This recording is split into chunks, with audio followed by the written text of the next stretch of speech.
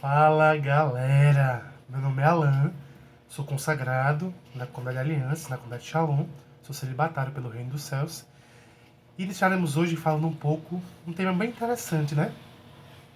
Serás inteiramente do Senhor teu Deus. Esse é um chamado e é um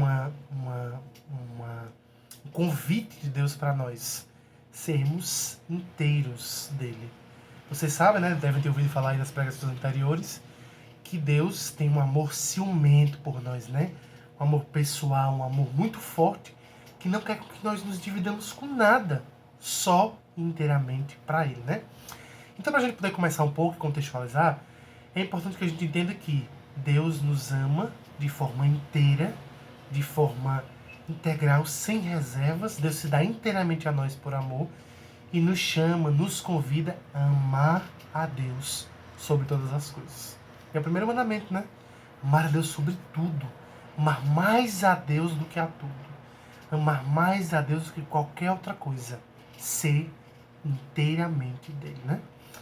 E para a gente poder entender um pouco sobre esse chamado que Deus nos faz, eu vou sempre olhar aqui para o lateral que eu estou aqui com minha colinha, né? Então, para a gente poder entender e experimentar fazer essa experiência, é preciso que a gente entenda que a nossa fé, que aquilo que nós acreditamos, nossa fé é trinitária. Ah, mas o que danado, que diabo é trinitária? Fé trinitária é porque nós acreditamos na experiência da Santíssima Trindade. Quem é a Santíssima Trindade? Vou até pegar aqui para vocês verem, certo? Aqui, ó. O Pai, o Filho e o Espírito Santo. Ah, mas quem é esse pobre aqui, coitado, no meio? Eu e você. O alvo e o fruto desse amor do Pai, do Filho e do Espírito Santo. Você está vendo aí por causa da reste, mas acho que dá para ver, né? Deixa eu botar aqui. Então vamos lá. Como é a relação da Santíssima Trindade? O Pai se dá inteiramente ao Filho, o Filho se dá inteiramente ao Pai, e essa comunhão de amor é o Espírito Santo. Mas Alan, onde é que a gente escuta falar sobre a Trindade? Onde é que a gente escuta? Onde é que a gente fala? Onde é que a gente lê? Vamos lá, a gente vai um pouquinho voltar aí na palavra de Deus, lá em Gênesis. Em Gênesis, no momento da criação do mundo, como é que funciona? Deus diz assim: faça-se a luz é feita. Faça-se as árvores são feitas. Faça-se os animais. Então tudo é faça-se. Deus foi criando tudo. Então Deus é o criador de todas as coisas, né? Deus Pai, criador de todas as coisas. E aí, quando Deus vai criar o homem, como é que ele diz? Vamos lá, você sabe dizer? Como é que ele fala? Quando na hora que ele vai criar o homem, ele diz: façamos o homem à nossa imagem e semelhança. Façamos. E aí, faça-se singular. Façamos plural. Quase que não sai. Plural, né? Então, o que isso quer dizer? Quando ele disse, façamos o homem à nossa imagem e semelhança, ele estava com mais alguém. Estava com quem? Com a Trindade, né? Então, ele olhando para a Trindade, ele diz, façamos o homem à nossa imagem e semelhança. Ah, mas me diga uma coisa, como é essa semelhança de Deus? Como é essa imagem e semelhança com Deus, com a Trindade? A Trindade, a essência da Trindade é o amor. A essência da Santíssima Trindade é o amor. Então, qual é a minha essência se eu sou criado em imagem e semelhança da Trindade? O amor. Capacidade de ser amado e amar como Deus. Então, nós somos as únicas criaturas, e isso é importante, fica aí já com essa chave, né? Essa pregação, essa chave de leitura da pregação, que nós somos as únicas criaturas capazes de amar e sermos amadas como Deus. Nós somos as únicas, porque todas as outras não têm capacidade de amar. Porque amar não é um sentimento. Amar é uma decisão. Eu escolho, eu decido amar. E só quem pode fazer no uso da sua consciência, da sua liberdade de escolher algo, são os homens, né? É a criatura humana. Então, e aí Deus criou, né? Eva da costela de Adão, enfim. Deus foi criando todas as coisas. E nessa criação de tudo, ele deu o governo ao homem e à mulher, deu o governo de tudo. Então o que acontece? Tudo que ele criou foi para que o homem e a mulher utilizassem ao seu favor. Gente, é muito massa isso, né? Deus criou tudo e deu para que o homem e a mulher, eles governassem, eles cuidassem de cada coisa, né? Então, Deus criou tudo tudo, o faça-se. E quando criou o homem, diz, façamos o homem a nossa imagem e semelhança. E aí o que ele disse lá? Ele disse, ó, é o seguinte, Adão, vou usar aqui as minhas palavras, né? Assim, ó, Adão e Eva, tá aqui, ó, paraíso, tudo pra vocês, aproveitem, usem, o que vocês quiserem, comam aí o que vocês quiserem, cuidem, cultivem. É um, assim, homem é de vocês, façam o que vocês quiserem. Só que tem um detalhe. No jardim tem uma árvore, uma. De todas essas árvores tem uma que eu coloquei lá, que é o conhecimento do bem e do mal. Que essa aí, não mexa não, homem, fica aí, não vá comer do fruto dessa, não, fique na sua. Aproveite tudo, ó, tem todas as frutas. Só não vá para aquela, né? E aí ele deu essa orientação, né? Beleza. E Adão e Eva, então, viviam no paraíso com tudo de forma ordenada, tudo de forma equilibrada, tudo de forma onde o seu sustento vinha do próprio Deus, né? Da natureza, daquilo que Deus dava para eles cuidarem, para eles, né? Se alimentarem, enfim. Então eles viviam essa harmonia. Existe uma harmonia entre Deus e o homem, entre o homem e as coisas, né? Tudo era de uma forma muito harmonizada. Por quê? Porque Deus dava esse equilíbrio. Porque é próprio do amor o equilíbrio, é próprio do amor a leveza, é próprio do amor a santidade, é próprio do amor a ordem. Então Adão e Eva viviam de forma muito tranquila e de uma intimidade tamanha, uma intimidade tão grande para com Deus, que nós vamos ouvir lá em Gênesis, nós vamos abrir aqui porque senão demoraria, mas lá em Gênesis vai dizer que eles ouviam os passos de Deus caminhando no deserto. Pensa aí, gente. Para a pessoa ouvir os passos de alguém, meu amigo, tem que ter muita intimidade, né? Para poder discernir como é aquele passo, tem que ter muita intimidade, né? Então Adão e Eva, porque eram tão íntimos de Deus, eles ouviam os passos de Deus caminhando no deserto, né? Oh, no que deserto, amor? No paraíso. Aí, se ligou? Paraíso, hein? Não é deserto, paraíso, certo? Valeu. E aí, fecha aí essa história, viu? Pega aí a história e guarda no bolso, beleza? Quando Deus criou tudo, vamos voltar para a criação. Quando Deus criou tudo, Ele criou as criaturas visíveis e invisíveis. Vamos aí, pergunta de Enem. Quais são as criaturas visíveis? Pensa aí. Pensa aí. Diga aí, coloca aí no chat. Não sei se é chat não, mas se tiver, coloca aí. Se for no Meet, coloca no chat do Meet. Se for no YouTube, no chat do YouTube. Bota aí. O que foi que Deus criou de forma visível? Vamos lá. Pronto, isso mesmo. Isso aí tá embaixo, ó. Tudo aí, visível. Mas Deus criou também coisas invisíveis. O que você acha que foi que Deus criou coisa invisível? Diga aí. O que você acha? Vamos lá. Escreve aí no chat. Vou aqui, né? Já adiantando por causa do tempo. A gente perde tempo.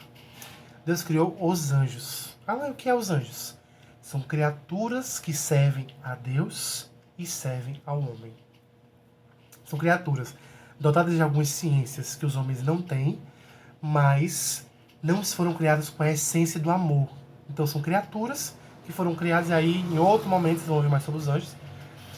Podem pesquisar também, enfim, em fontes seguras, claro, né? Não vá pesquisar em qualquer lugar, pelo amor de Deus, porque nem todo mundo que fala sobre anjo fala direito, né? Vamos estudar nos lugares corretos.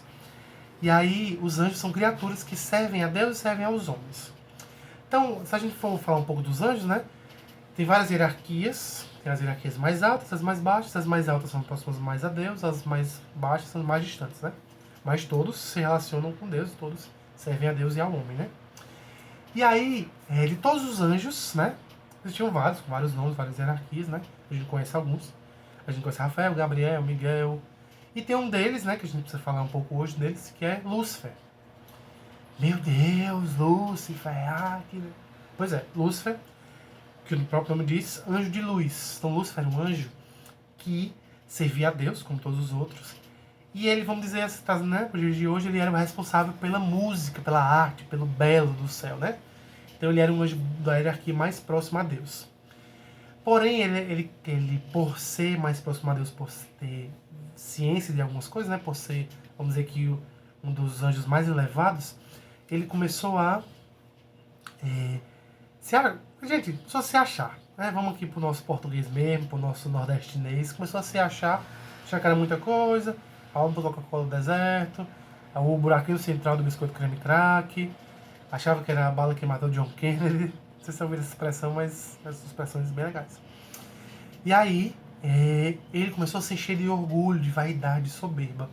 Ao ponto de pensar o quê? Que ele poderia ser como Deus. Meu amigo, doideira, né? Mas enfim, o Lúcifer, que depois virou demônio, virou cão, virou diabo, satanás, como você quiser chamar, pensando em ser Deus. Doideira, né? Tem como, mas enfim. Voltando.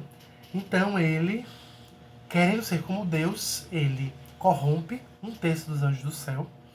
E se há uma grande batalha no céu, né? Ah, mas onde é que a gente lê sobre essa batalha, assim? Como é que a gente entende?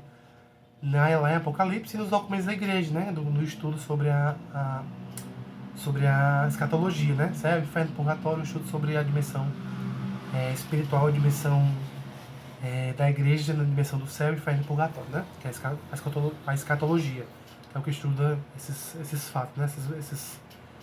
Esses três locais, o céu, inferno e purgatório. E aí, gente, voltando, mas que não é o nosso tema hoje, né? E aí, há uma batalha no céu, onde os anjos, Lúcifer, o anjo de luz, com um terço dos anjos, se rebelam contra Deus. E aí é onde nós conhecemos o famoso, qual é o anjo aí que a gente conhece, que disse o quê? Anjo Miguel, que disse o quê? Disse o quê?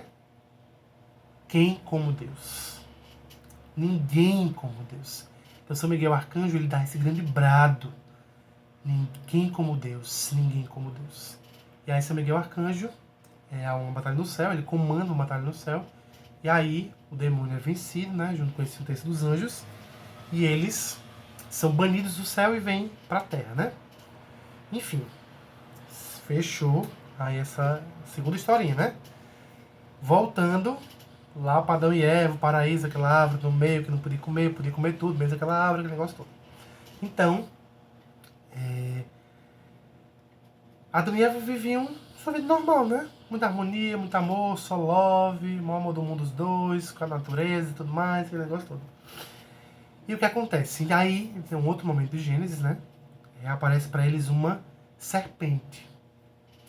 Eva está no jardim e aparece uma serpente para ela, dizendo o quê? Ah, você pode comer, você pode aproveitar aqui tudo, né? Tudo que foi feito para você e tudo mais. E ela diz, isso aqui a gente pode comer tudo, Deus liberou pra gente comer tudo. Deus só disse pra gente que não podia comer daquela árvore ali, mas o resto pode comer. Aí a serpente, tô aqui nas minhas palavras, né, gente? Aí a serpente, mas por que não pode comer daquela palavra? Não pode comer daquela árvore? Do fruto daquela árvore? Besteira, homem. Dê uma olhadinha aí, coma. Sabe por que Deus não quer que você coma? Porque você vai ser igual a ele. E aí ele não quer que você seja igual a ele, ele quer que você seja uma marionetezinha na mão dele. Ele não quer que você tenha liberdade. Então, ele quer comandar a sua vida. Se você comer, você vai ser igual a ele. Seus olhos vão se abrir. Você vai ter o conhecimento do bem e do mal. E aí Eva abre, né, aquele... Meu Deus, será? E aí começa aquele dilema dentro dela. E aí, gente, vamos fechar aqui essa cena de novo. Bota aqui no bolso. Me diga uma coisa. Não sei se alguém tá me ouvindo aqui é pai ou mãe, certo? Mas vamos dizer que seja. Se você quer atingir, se alguém quer lhe atingir, mas não pode, mas pode atingir um filho seu ou uma filha, é mesmo que lhe atingir? Diga aí no chat. Você ama muito uma pessoa. Se você atingir aquela pessoa, se alguém atingir aquela pessoa, ela lhe atinge também? Fecha aí a historinha, bota no bolso. Voltamos para Adão e Eva, para Eva e a serpente. A serpente, ela prefigura o demônio, ela ilustra, ela demonstra, ela simboliza o demônio para nós, né? O que acontece? O demônio, como serpente, não poderia nunca atingir a Deus. Ele já tentou uma vez e não conseguiu, né? Então a gente pode tentar de novo, não conseguiria nunca. Então o que acontece? Ele nunca poderia tentar a Deus, não poderia atingir a Deus. Mas ele poderia o quê? Atingir aquele a quem Deus mais ama. Gente, acorda.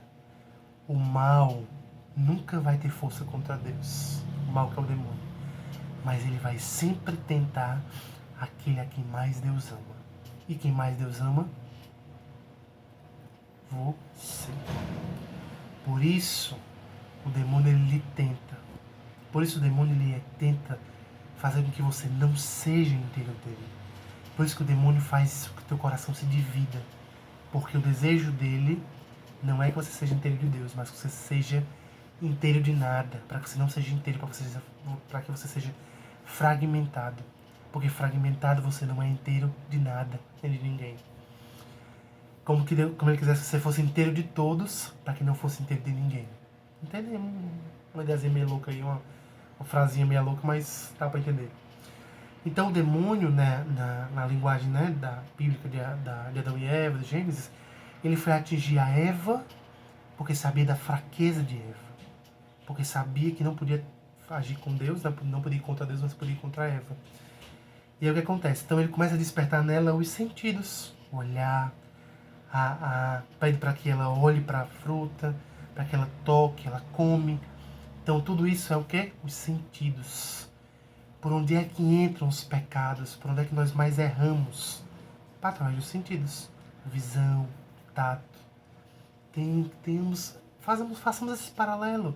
Temos muita atenção. E aí o que acontece? Então Eva come dessa fruta e dá para Adão.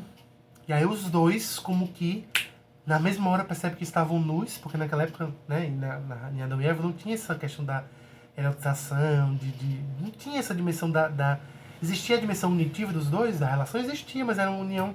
E como é na beleza da criação, da relação sexual, é unitiva e procriativa, né? Então tem a beleza disso. Mas naquela hora, tudo aquilo que era beleza ficou opacado.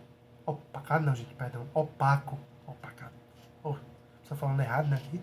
Opaco. Então tudo aquilo que era límpido, que era livre, que era nítido, virou escuridão, virou treva. Por quê? Porque o homem tinha cometido o pecado original. E qual é danado o pecado original? Falou na pregação passada, hein? Qual é o pecado original? Diga aí embaixo. Qual é o pecado original? Letra A. B. C. Tô brincando. O homem e a mulher desobedeceram a Deus. Esse é o pecado original. Eles desobedeceram a Deus. E foi construído como que... Foi criado como que um abismo que separou o homem de Deus. Gente, eu tô contextualizando tudo pra gente entender onde eu quero chegar, certo? E aí, o que acontece? Com o pecado original, o homem e a mulher começaram a não mais governar aquilo de forma equilibrada. Começaram a governar aquilo para o seu próprio prazer. Porque foram atingidas pelo pecado original, né? Então começou a haver uma desordem na administração daquilo que Deus deu para que fosse vivido de forma ordenada. Então todo o equilíbrio, toda a ordem, toda a harmonia foi perdida por causa do pecado original. E aí encerra-se outro ciclo, né? Vamos para frente. E é o que acontece. Com o passar do tempo, o homem, por causa do pecado, começou a se tornar vulnerável aos seus próprios pecados. Começou a se tornar escravo dos seus pecados. Começou a se tornar dependente dos seus pecados e começou a viver a vida de qualquer jeito, né? E o que acontece? Então, Deus olhando e vendo o homem que se perdia, vendo o homem que estava cada vez mais se afastando de Deus, o que ele faz? Ele envia o seu filho para salvar o homem. E a gente já conhece a história toda da salvação. Jesus morre, ressuscita, é flagelado, morre, ressuscita e nos reconcilia com o Pai. Então, a morte de Jesus nos reconcilia com o Pai, né? Então, aquele abismo... E aí, deixa eu achar aqui uma cruz, está aqui atrás. Então, aquele abismo que existia entre o homem e Deus foi construído uma ponte. Espera que o pobre do Jesus está com o bracinho quebrado. A cruz se tornou uma ponte onde o homem, Deus e o homem, né? Porém, gente, antes de Jesus vir, nos salvar e tudo mais, no Antigo Testamento, Deus vendo que o homem estava se perdendo, Deus vendo que o homem estava tomando caminhos errados, o que ele faz? Ele faz todo um processo de salvação, de amar e cuidar do homem. Então ele envia os profetas justos para conduzir o povo nos caminhos dele. Deus envia os profetas para conduzir o povo para a Terra Prometida, que a gente conhece, né? Os 40 anos do caminho da Terra Prometida, caminhando eu vou para a Terra Prometida, para Canaã, né? E aí o que acontece? Deus envia os profetas que fazem esse caminho com o povo, o povo de Israel até a terra prometida. Nesse caminho, Deus vai dando tudo aquilo que o povo vai precisando. Tudo que o povo precisa, que vai clamando, Deus vai dando. Só que Deus nos dá dando e Deus nos dá não dando. Deus nos dá sempre. Então, muitas vezes, Deus dava aquilo que eles pediam. Mas, às vezes, Deus dava aquilo que eles precisavam. Ou, às vezes, Deus não dava nada porque eles não precisavam. Vocês entendem? Então, nesse caminho, Deus foi conduzindo o povo do deserto até a terra prometida, né? E o povo de Israel, esse povo, nos prefigura, né? Mostra nós, a nossa vida, a nossa caminhada. Então, Deus mandava os profetas, aqueles a quem nós devíamos seguir, aqueles que o povo devia seguir, que o povo devia caminhar junto àquele profeta, né? E Jesus, ele é aquele, ele se torna, né? Jesus, quando Jesus manda, Deus faz Jesus se encarnar, se tornar-se homem, nos salvar, Deus envia o seu único filho para ser o caminho. Então, aquele a quem nós seguimos, aquele a quem nós empenhamos a nossa vida, se torna Jesus. Então, Jesus se torna o caminho para chegarmos a Deus. Então, no deserto, o profeta vai junto com o povo caminhando, abrindo o caminho. No Novo Testamento, a partir dos Evangelhos, Jesus se torna o caminho. Então, tudo aquilo que Jesus prega, tudo aquilo que Jesus nos ensina, se torna o caminho para o Pai. E uma vez eu ouvi uma frase que eu nunca esqueci, né? Uma vez um homilia, o padre disse assim: para quem não sabe onde quer chegar, qualquer caminho serve. Pergunto a vocês: você sabe onde quer chegar? E qual é esse caminho? Qual é o verdadeiro caminho para chegar neste lugar? Vamos falar sobre isso agora. Deus, sabendo que o homem era fraco, e eu acho isso muito massa, porque Deus sabe que a gente é ruim, né? Graças a Deus. Deus, sabendo que nós somos fracos, somos pecadores, Ele manda tudo que a gente precisa, manda os profetas, mas mesmo assim os homens querem fazer aquilo que querem. Muitas vezes os homens querem buscar coisas que não convêm. Muitas vezes os homens querem buscar facilidades, querem ter o domínio da vida nas mãos. Mas, gente, Deus não nos deu esse lance de ter o domínio nas nossas mãos. Deus não quis.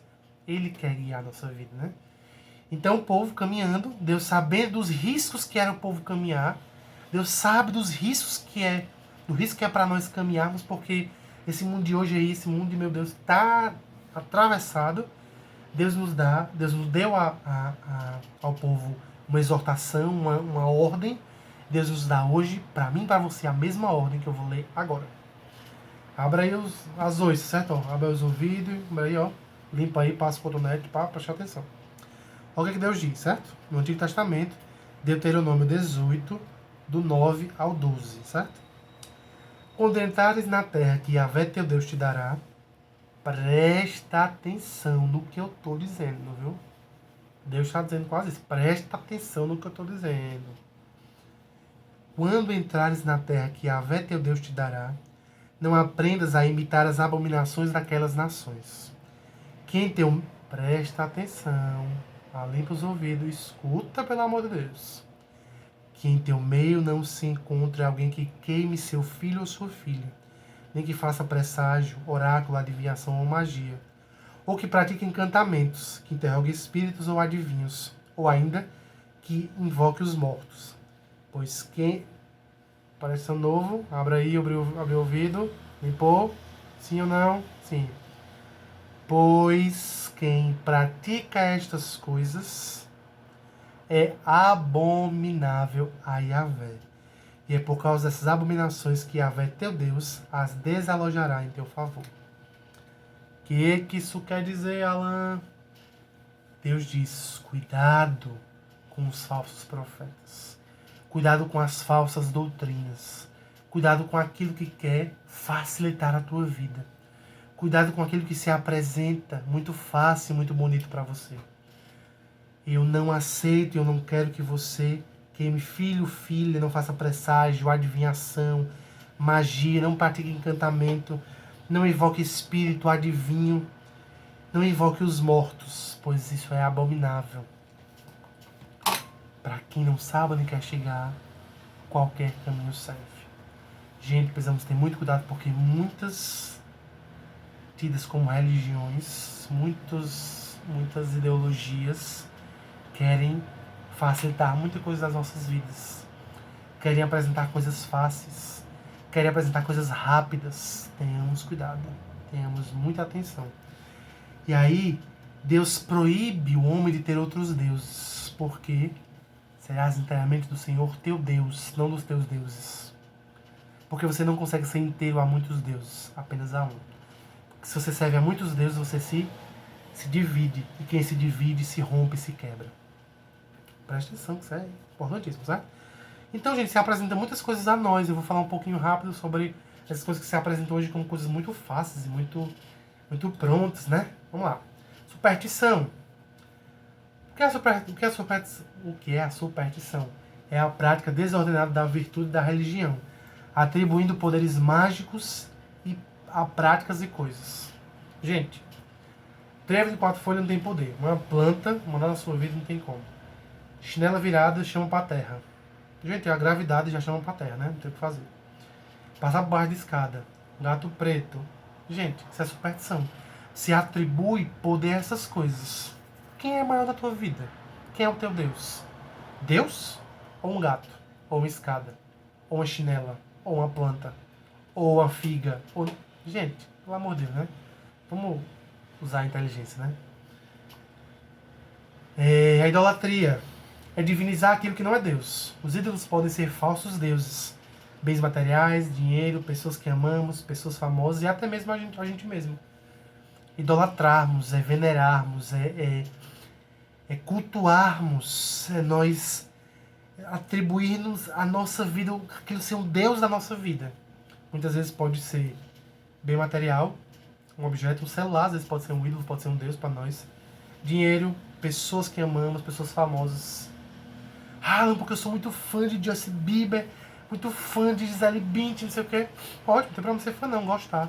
Mas não pode se tornar o Deus da sua vida. Você não pode viver a vida em função daquilo. Entende? Então, assim, vou quebrar outro comentário aqui. Porque na igreja católica se idolatra imagens, adora imagens. Gente, não adoramos, a igreja não ensina isso. Tem pessoas que fazem errado? Tem. Mas tem pessoas que fazem errado em todo lugar do mundo, né? Mas nós não atribuímos poder nem força a nada. A igreja não ensina isso. De que uma imagem pode salvar a pessoa, pode... Não. Nós veneramos, nós cultuamos, nós damos uma importância àquilo ali porque nos aproxima de Deus, da oração, nos ajuda, né? Mas aquele não é Deus, aquele não tem força. Eu mostrei pra vocês aqui um ícone da Santíssima Trindade. Esse ícone não tem força, é madeira. Mas eu olho e me torno sensível a Deus, à oração, a ver como é que Deus está, onde é que Jesus está, o Espírito Santo, onde é que é o meu lugar. Então vai me sensibilizando para a oração. Mas esse aqui não tem poder. São pedaços de madeira, não tem poder, né? Adivinhação e magia são práticas abomináveis e por isso devem ser evitadas, pois consistem em querer dominar o tempo, poderes ocultos e pessoas. Gente, não posso querer dominar o tempo. Porque eu quero saber como é que vai ser meu futuro. Porque, gente, se fosse pra gente saber o futuro, Deus tinha, né? A gente já sabia como é que ia ser. Não é, quer saber o seu futuro? Veja como você está vivendo agora. O que você viver agora vai ser o seu futuro. Batata, certo? O que você vive hoje, o que você escolhe hoje, você vai colher o fruto mais na frente. É fato. Então, esse negócio de leitura de mão. Eu lembro quando eu era criança, diziam que quantas linhas tivesse aqui era a quantidade de filhos que eu ia ter. Aqui só tem 2. Né? Tem 2 linhas. Primeiro, eu não tenho filho, sou celibatário, nem vou ter filho. E como celibatário, tenho muitos filhos espirituais, né? Então, 2 é muito mais do que 2. Então, está errado, né? Leitura de mão, leitura de carta, tarot. Gente, você atribui poder a essas coisas e você quer controlar, dominar tudo, mas não é a vontade de Deus, certo? A religião é o desejo de tentar a Deus em suas palavras ou atos. Dentro da prática da religião se encontra a simonia e o sacrilégio. Muitas pessoas que se dizem que não têm religião, né, vivem a irreligião, elas começam a destruir os objetos religiosos de outras religiões, né, principalmente os objetos católicos, né. O ateísmo consiste na recusa e na rejeição da existência de Deus. Os ateus dizem que Deus não existe, né? Que não acreditam em Deus, né? Que acreditam em um ser, sei lá, mas não acreditam em Deus. Tudo deles é um acaso, tudo deles é consequência, enfim, não tem Deus, não acreditam em Deus, né? Então o ateísmo é hoje uma grande ideologia que existe hoje, né? Que vai nos roubando. O agnosticismo postula-se a existência de um ser transcendente, mas que não poderia revelar-se. Perdão, gente, é porque eu tô gravando essa pregação de noite. Aí tá um pouquinho tarde, tô com sono. Tô aqui, ó. Gente, é porque ó, é uma partilha muito tranquila, uma conversa entre jovem com jovem. Eu tenho cabelos brancos, mas na verdade são luzes que eu dei, né? Porque eu gosto muito de cabelos brancos, né? Porque eu. Não é que cabelos de cor, né? Se legal, são brancos, né? Então eu mesmo faço luzes na barba, no cabelo, pra ficar meio branco, né? Porque eu sou jovem, então a gente tá aqui, ó, conversando de jovem pra jovem. O agnosticismo postula-se a existência de um transcendente, mas que não poderia revelar-se aos homens de forma pessoal e amorosa. Em casos extremos, põe a existência de Deus em xeque. Então, o gnosticismo é o seguinte: tem um ser transcendente que domina tudo, mas que não se revela, que não se relaciona com o homem, né? Como se Deus existisse lá, mas não tá nem aí pra ninguém, certo? E a gente tem outras práticas, né? Tem símbolos da nova era, que é uma ideologia também, através de símbolos, músicas, né? Aí nós conhecemos alguns símbolos, Yang, que é aquele que é um pontinho preto no branco, e branco no preto, que a gente aprende que é assim, onde tem um pouquinho de mal, tem um pouquinho de bem, um pouquinho de bem, tem um pouquinho de mal, que na verdade não é, quer dizer o quê? Que em Deus tem o demônio, que em Deus tem um pouco do demônio, o demônio tem um pouco de Deus. É isso que quer dizer na verdade, certo? Aí tem outros símbolos, tem o símbolo do Olodum, acho que é Olodum, que é um pé de galinha, já viram? Na verdade não é pé de galinha, que é uma cruz com as duas hastes quebradas. Então tudo isso são símbolos que se usam muito, mas que não se sabe na raiz o que quer dizer. Agora você sabe. Você não sabia, mas agora você sabe. Então, gente, simpatias, tem que ter cuidado. Ah, na época do São João, Alain, eu botei a faca na bananeira, saiu, falei, meu amor de Deus, horóscopo. Ah, porque o meu signo é leão, então a Lua junta com Júpiter, que pega Saturno, que faz uma órbita. E não sei. Homem, se fosse gente, Deus usando de forma pessoal, a sua vida não é igual a de ninguém. Sua história não é igual a de ninguém. Então, se uma coisa acontece na sua vida, a sua vida pessoal, a sua história pessoal. Como é que um signo vai determinar a vida de várias pessoas ao mesmo tempo? Você atribui poder a uma lua, a um sol, a um planeta, a uma. Me melhore. Outra coisa que a gente tem que ter cuidado. Algumas religiões, né, que se apresentam a nós. Ah, para de sofrer, vem pra cá e para de sofrer. Dê seu carro, sua moto, seu jegue, seu jumento, sua carroça. E pare de sofrer, e prospere na vida. E você vai ganhar muito, demais você vai ganhar muito. Aí a gente olha para o Evangelho, para a vida de Jesus, uma vida de pobreza, de obediência, de castidade. Jesus deu, se fez pobre, nasceu na manjedoura, morreu numa cruz e me ensina que eu tenho que ser rico, eu tenho que ganhar muito, eu tenho que prosperar e eu tenho que. Não, tá estranho? Então nem tudo que reluz é ouro. Aprendi essa frase também, gosto muito. Nem tudo que reluz é ouro.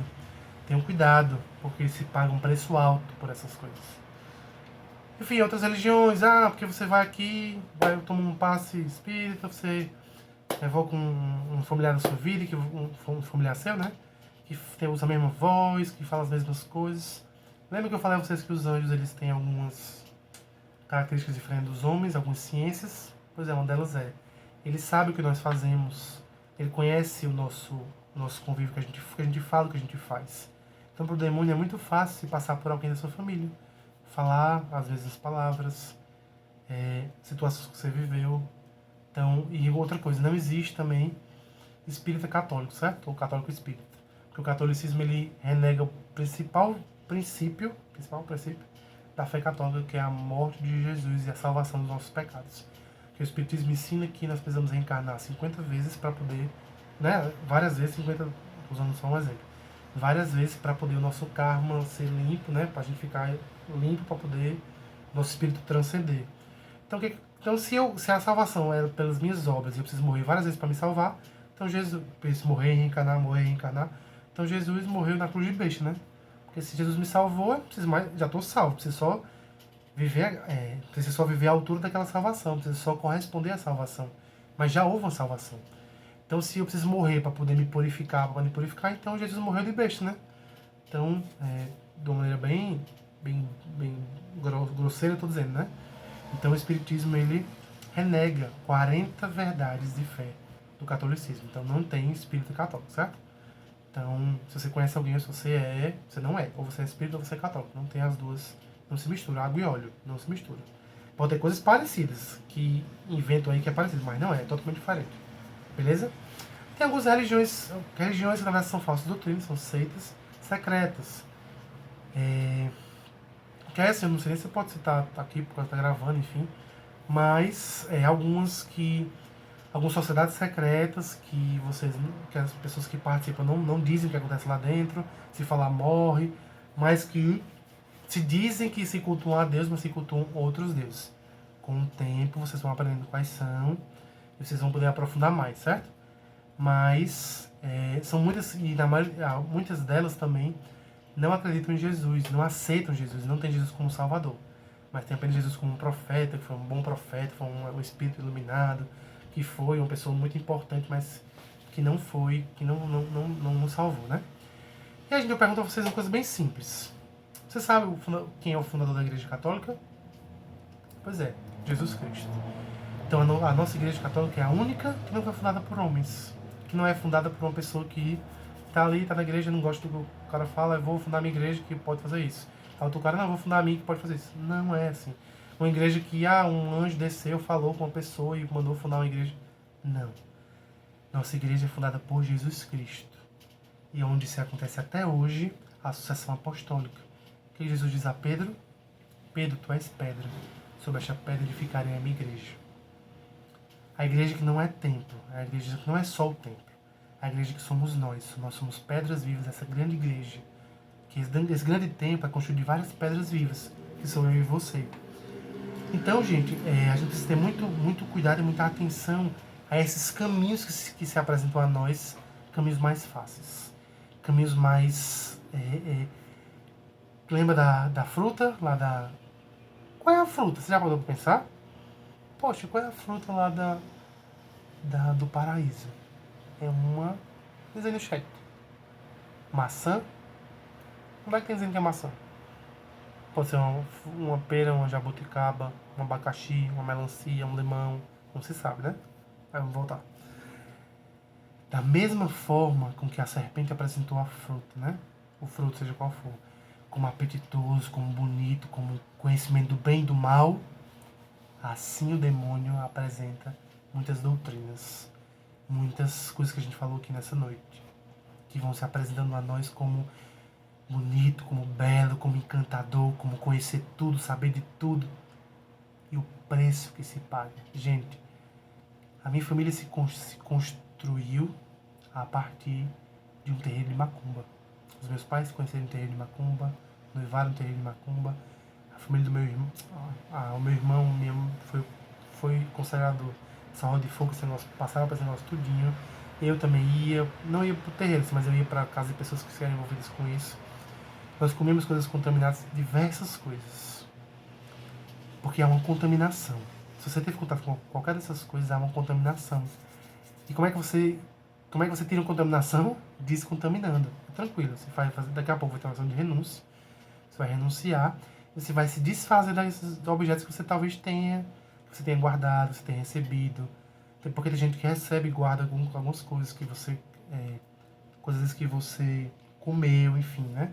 Tudo isso eu já vivi, já vivenciei, já participei de orações onde em oração Deus revelou algumas coisas de algumas pessoas.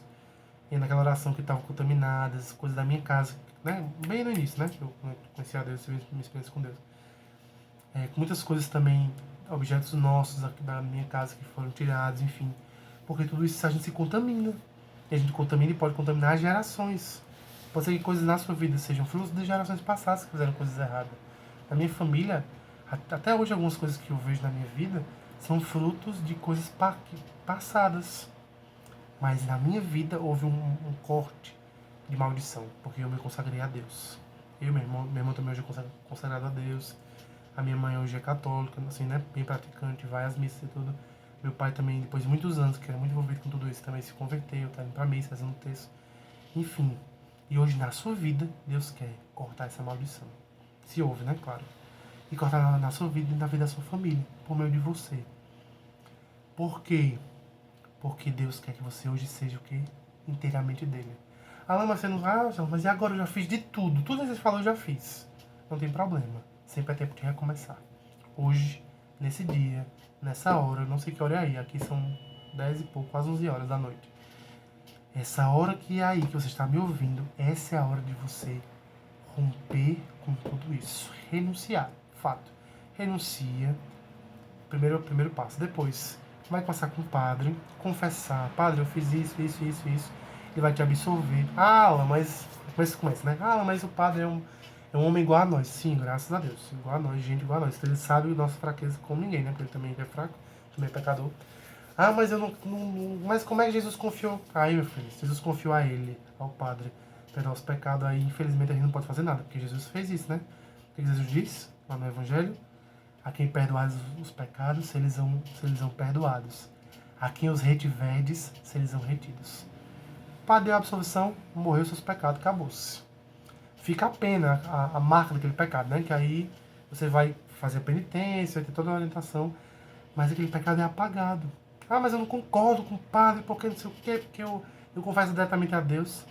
Jesus disse na palavra que haveria esse intermédio do homem, né? Esse intermédio dos pecados entre o homem e Deus. Ah, vamos obedecer, gente, o que Jesus mandou, né? Jesus falou, você não... Ah, não concordo. Então, eu costumo dizer, né? Não concordo, pega uma ficha, vai lá no céu e começa com Jesus, né? Porque até então, foi ele que falou, né? Mas voltando. Então você vai fazer uma ação de renúncia, depois você vai se confessar e vai procurar agora não viver mais essas coisas, não acreditar mais nisso. Gente, tudo que eu falei aqui, muitas coisas eu já vivi antes, né? Bem mais no Shalom. Ainda no início do Shalom eu vivi algumas coisas, mas a minha família vivia tudo. Quase tudo aqui, de espírita, de macumba, de superstição, de horóscopo, de tudo que você imaginar, de fazer despacho, tudo que você imaginar, nós já vivenciamos. Mas, por através do meu irmão, que foi entrando no Shalom, no liberação e tudo mais, teve experiência com Deus, a nossa família toda foi salva. Primeiro meu irmão, depois fui eu, minha mãe, meu pai. Graças a Deus, minha família hoje é livre de tudo isso, né? E aí hoje eu vou ajudando pessoas a se tornarem livres, né? É fácil? Não é fácil. Tem coisas na nossa vida que até hoje a gente vai ainda lutando, porque são coisas que foram enraizadas. Mas hoje nós podemos dizer que somos inteiramente de Deus. Nós renunciamos a tudo. Certo, gente? Então é isso. Eu acho que espero que vocês tenham entendido. Qualquer dúvida, pergunta ao pessoal do seminário, né? Ou então, qualquer coisa que vocês quiserem, podem. Meu Deus. Podem pedir meu contato, meu telefone. Sou daqui da missão de Natal, moro aqui em Natal. Estou em missão aqui em Natal, né? Sou missionário aqui em Natal. E aí podem pedir meu telefone, falar comigo. Ah, lá, eu estava no seminário que você pregou, eu queria ter umas dúvidas, não sei o quê. Eu não dá tempo de eu contar meu testemunho, né? Mas a minha história da minha família com as falsas doutrinas é bem forte, né? Com essas seitas e tudo. Mas graças a Deus, podemos dizer que somos inteiramente do Senhor nosso Deus. Amém. Deus os abençoe. Shalom. Aproveite, vivam tudo. Vale muito a pena. Esse ano eu faço 20 anos. Tive uma experiência com Deus. 20 anos. Eu tinha 13 anos quando eu comecei tudo. Eu não me arrependo. É difícil? É. Mas, gente, difícil com Deus. Imagine sem Deus, né? Então, melhor sofrer, ter dificuldade com Deus, porque menos você tem a quem recorrer e a quem desabafar, né? Você tem a quem pedir ajuda, que é o próprio Deus, né? Então, Deus os abençoe. Então, boa noite aqui, né? Não sei aí se é boa noite, bom dia, boa tarde. Então, para você, bom dia, boa tarde ou boa noite. Shalom, até mais.